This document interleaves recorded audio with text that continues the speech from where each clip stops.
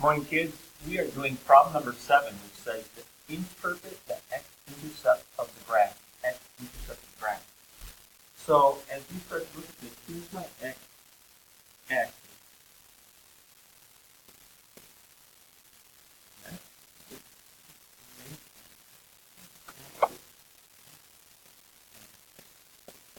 Here's my x-axis.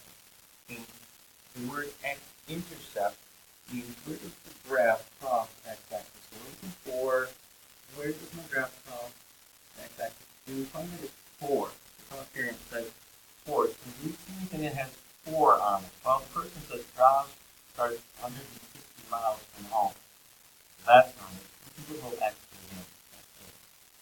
Josh averages 40 miles per hour. That's not a 4, so zero that. Josh is always getting close to home. Seems like a true statement, but not really interpreting what the x-intercept is. And again, the word interpret means, what does it mean? How does the graph crossing at 4, what is that really saying? It says, Josh arrived home in 4 hours. That time is, or our x-axis is dealing with time. We have 4 hours.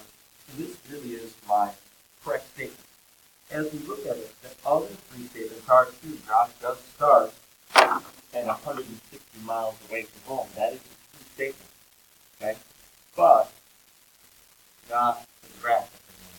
Josh averages 40 miles per hour. Well, 160 miles in 4 hours is 40 miles per hour. Again, not one of the answers that we're looking for. So as we work on, all of these are really true, but this one is the only one that